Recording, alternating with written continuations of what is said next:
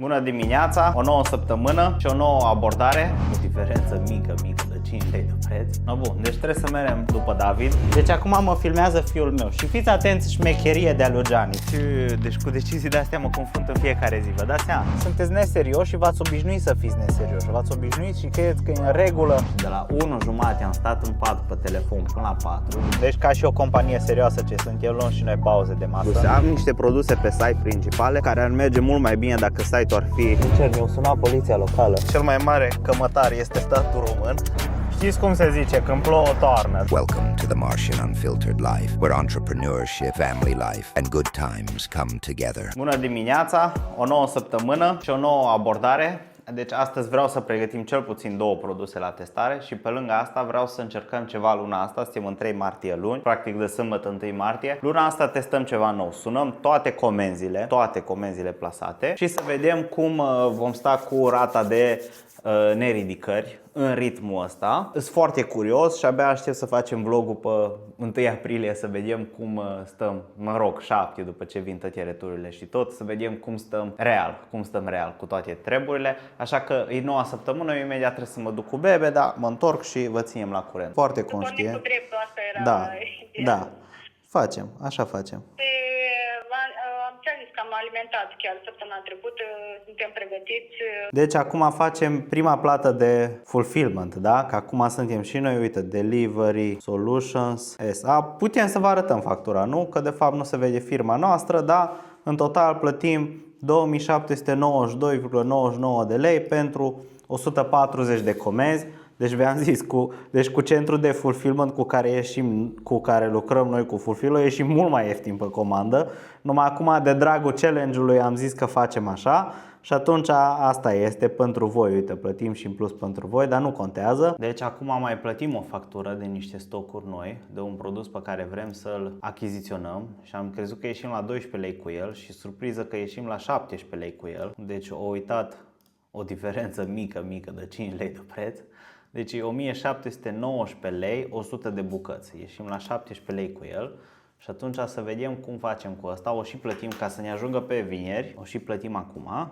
Am plătit și furnizorii, cam cu asta ne ocupăm acum. Plătim stoc, plătim furnizori și ar trebui să mai comandăm ceva ce îmi stă mie pe minte, dar asta o rezolvăm cred că mâine și vedem cum rezolvăm. Bun, deci trebuie să mergem după David și ducem la un coleg de-a lui o jucărie cadou. Și după, foarte important, trebuie să mai lăsăm o chestie. Hai să vezi ce chestie. Sau unde dracu le-am pus? Hai dincolo. Stai așa că trece mașina. O chestie ce mă doare foarte tare este că vine sezonul cămășilor și atunci trebuie să le pun bine. Sunt vreo 15 acolo, nu știu cât se vede. Trebuie să le duc pe toate la călcat, că eu nu-mi pun soția să calce. Da? Hai să mergem. Deci l-am luat pe David de la grădii. David, ai fost cu minte?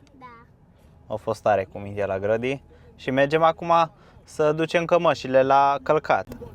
Unde cămășile? Acolo, lângă tine cămășile și le ducem la călcat, bine? De ce îl ducem la călcat? Sunt șifonate, deci traficul ăsta mă omoară în fiecare zi. Stăm aici, de aici după ce le iau de la grădii, tâmpesc aici. Și trebuie să mergem până în capătul celălalt și după acasă, dar găsim cumva o modalitate, nu? Ne băgăm pe ceva străduțe. Gata, nu mai apăsăm, da? Așa. Acum nu mă ții așa, bine? Deci acum mă filmează fiul meu și fiți atenți, șmecherie de-a lui Gianni.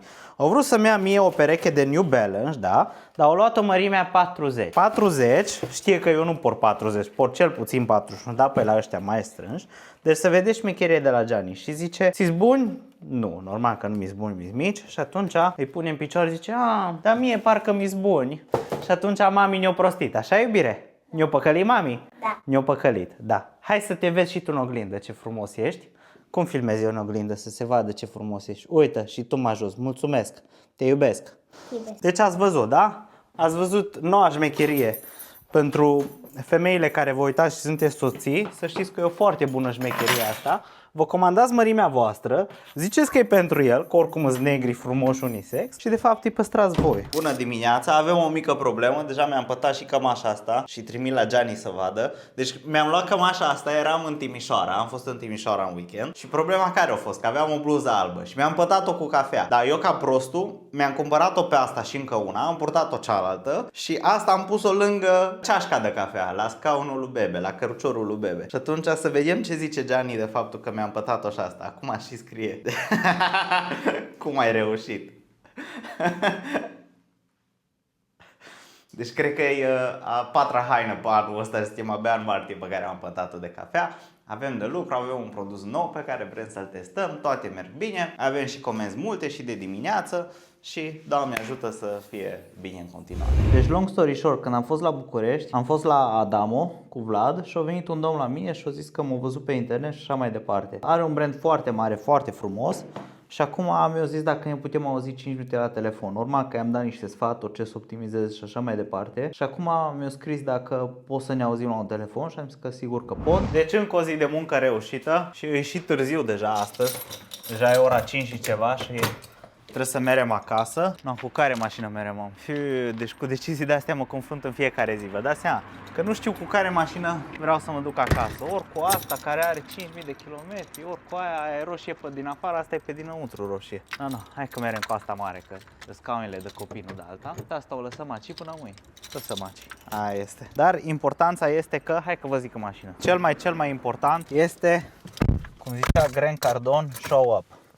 Ai câștigat în fața 80, chiar 90% din oameni dacă apari și te ții de cuvânt. Deci vreau să spun că, acum nu e un secret, voi știți că eu mai fac call-uri cu oameni care sunt interesați de e-commerce, deși n-am mai prea precizat despre asta în vloguri, că a zis că prea de coaching le fac și nu de business-ul de zi cu zi și atunci vă arăt mai mult de business-ul de zi cu zi. Dar nu mă supără faptul că nu intrați în call-uri după ce le programați, nu sunt mulți, că nu pot să mă plâng. Deci am un show-up rate undeva la 85-90%.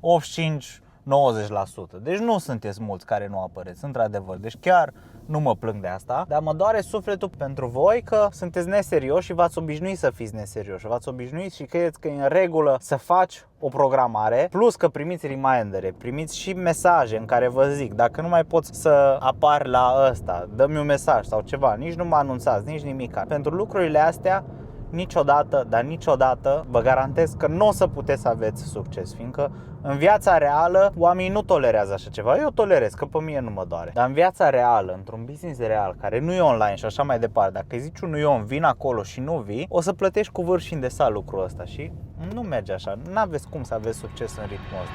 N-aveți cum. Bună dimineața, este miercuri, ora 8:41, suntem la birou de dimineață. Nu știu ce randament o să dau astăzi, că avem un produs în testare, am mai lansat 2 care le avem pe stoc, dar aseară vreau să vă zic că m-am trezit la ora 1:30, că plângea Bebe și n-am mai putut să adorm. Și de la 1:30 am stat în pat pe telefon până la 4, după de la 4 până la 4:39 am încercat să dorm, dar n-am dormit, până o plâns iarăși și după aia la 5 am coborât după ce s-a culcat și am zis că renunț la somn. Deci cred că am dormit 3 ore azi noapte, pe la 10 până pe la 1:30, atât am dormit azi noapte și atunci să vedem astăzi ce randament avem. Problema e că sunt plin de call-uri, nu prea am chef de niciunul.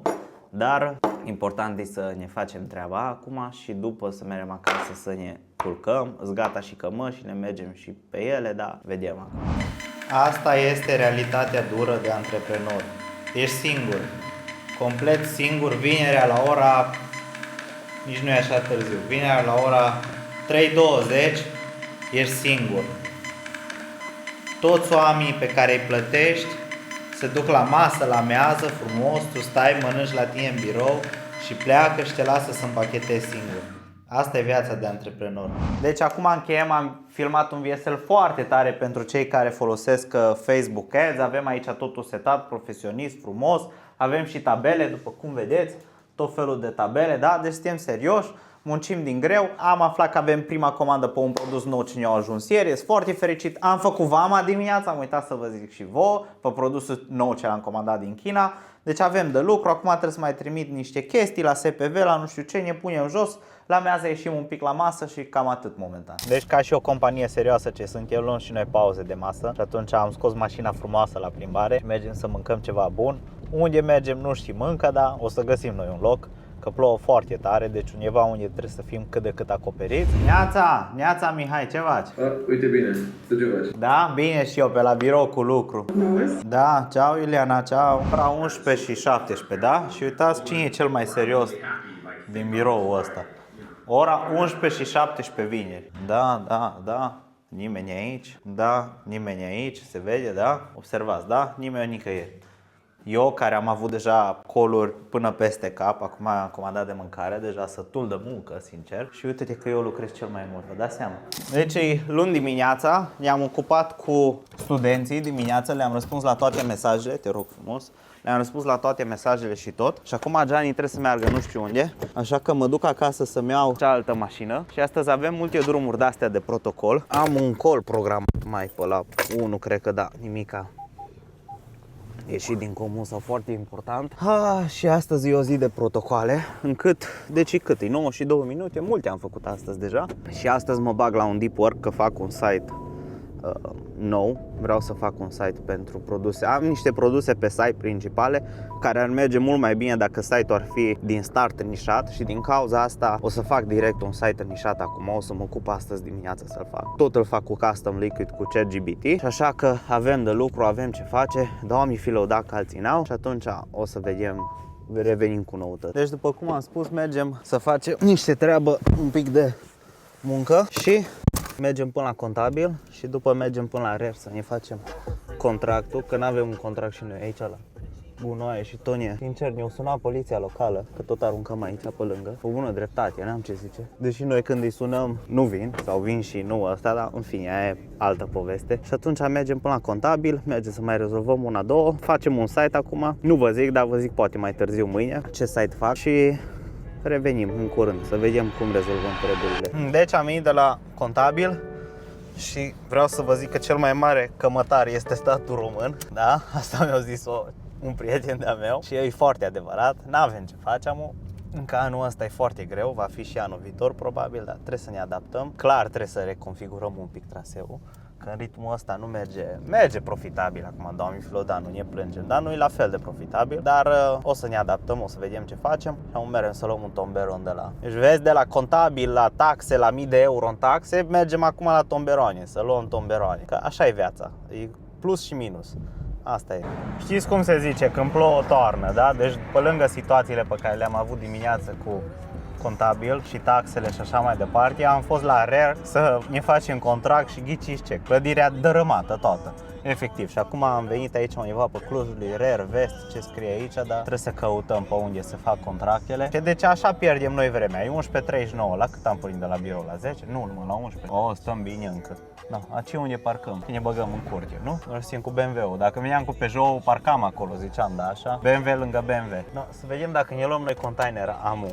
Să vedem și unde îl băgăm în mașina asta, aia e problema mare, da? Aia e o problemă pe mai târziu un pic. Hai să vedem prima oară cum facem cu contractul. Deci, normal că nu era bine făcut contractul de comodat, deci n-am făcut niciun contract. Și atunci, deci astăzi nu e o zi tare bună deloc, aparent până acum. Și atunci mă și opresc un pic la permise, că mi tare rupt permisul meu și ci că e problemă dacă e tare rupt permisul. Și atunci mă duc să-l și văd care e treaba cu făcutul permiselor. N-avem nicio programare, nimica, să vedem dacă iese ceva. Eu sper că a fi bine, am să vedem. Aci pe Dunării mele. Și mai rezolvăm și astea, side quest-uri, după înapoi la birou cu treabă, că avem de lucru.